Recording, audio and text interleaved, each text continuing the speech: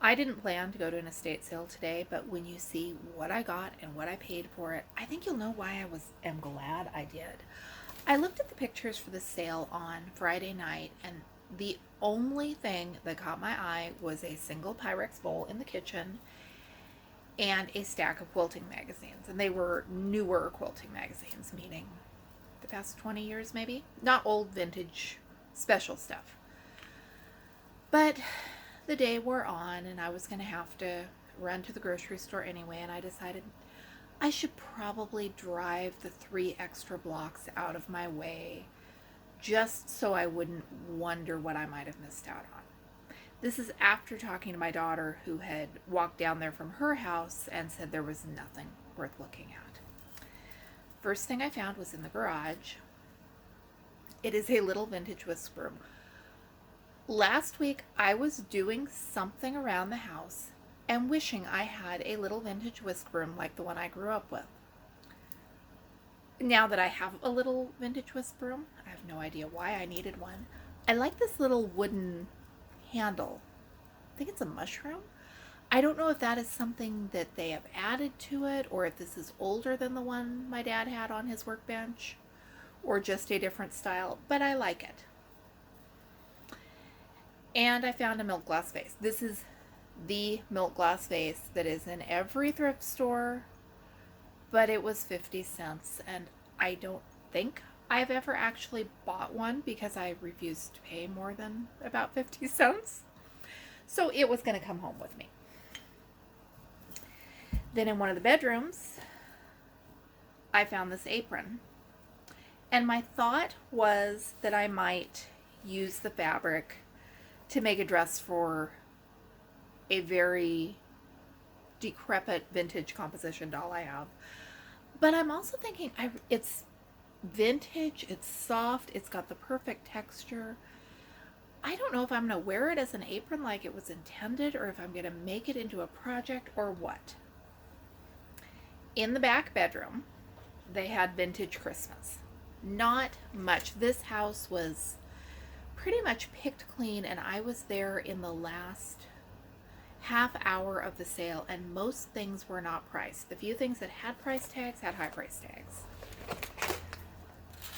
But I'm not gonna tip this up and risk them spilling all out. Vintage Whitman's boxes always say there's going to be something in here. These are the old Make It and Bake It Christmas ornaments. I know I made this Santa or a Santa from this same kit when I was a child. There were plastic crystals that you would pour into a metal frame and then bake in your oven. And they were one of those things that was too expensive to do more than once in a childhood. So this box is full of them. And I got thinking how pretty those might look on my tree, and how I'm not likely to ever find a whole box full of them again. So I carried them around to the rest of the house with me, going to ask what they wanted for them. Then in the front room, behind a whole bunch of other stuff, was this. Look, the details on this are, it's like a real dollhouse, but skinny. And height-wise, I need to measure these rooms, because the rooms are shallow, but I think there's 7 inches here, and I mean, my house has 7-foot ceilings. I could call that 1/12 inch scale. They wanted $6 for it. I do not know for sure what I'm going to do with it, but I've got about 18 plans in my mind already, because it is fantastic. It is absolutely 100% worth $6.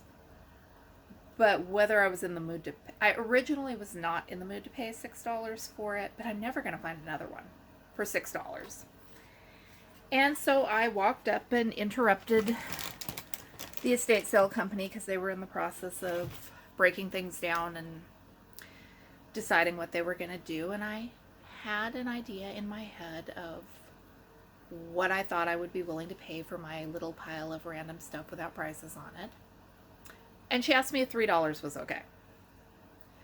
So for $3, I got a Dollhouse wall hanger a super cool little whisk broom, a milk glass vase, a vintage apron, and a whole box of Christmas ornaments that on Etsy people want a lot of money for. So I'm happy.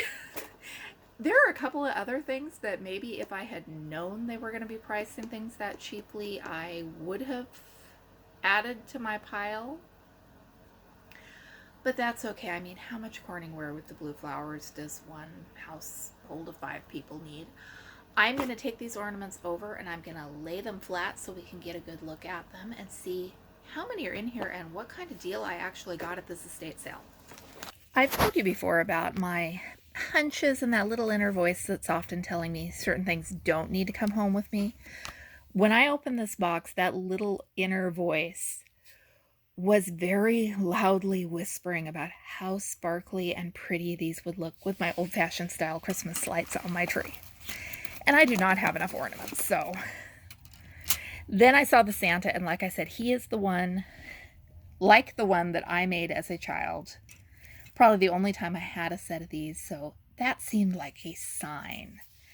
So we have Santa, we have a poinsettia, we have pieces of a tree that I think these fit together to make a stand-up. Oh, look at this. They're notched and they go together, and that is just super cute. We've got bells. We've got an elf with a package. We have an angel. Oh, I like her. She's like a stained glass window. An ornament. Yes, an ornament shaped like an ornament. Here's a gingerbread man. There are a lot in here.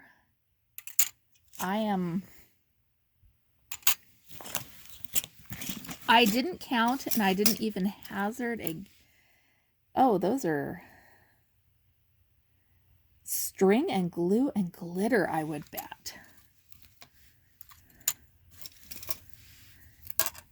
It's another tree. These are sparkling just in the light of the room. I cannot wait to see how they actually look on a tree. This might be the motivation I need to get a tree this year. A gingerbread house, a Christmas cane. Somebody really liked these. Either that or they were a collection over the years. Now, these have little stands, so they don't have hangers, but I'm going to see what I can do about that. I think I could put something on the back without doing any permanent damage. It's a teddy bear and a snowman and another Santa. We've got duplicates. That's okay. I do not mind at all having duplicates in my Christmas ornaments, especially not when they're as pretty and sparkly as these are. I don't think they make these anymore. I remember looking for them when my kids were the right age and never finding any. Now they've got some that are like plastic and you paint, and they just didn't make me love them enough to want to buy them. Oh, here's another one with a stand. These are fun. I am so glad that I opened up that box. If you are at an estate sale and you see one of these candy boxes, you have got to look inside and see what is there. So for $3, I got a dollhouse, a tree's worth of ornaments, a super little stand-up tree that I don't know where that's going to go, but I will find a home for it, and a milk glass vase and a little whisk broom and an adorable vintage apron. I am so glad I drove that extra 3 blocks. Let me know, did you buy the same stuff, or would you have left it behind without a second thought? I'm Michelle. This is my romantic tangle. I've got a whole playlist of thrifting videos. I'll put a link in the corner, and I will be back with you with more videos soon. I didn't expect to do this one, but this stuff is too fun not to share. I counted and recounted, and I think we've got like 35 ornaments here.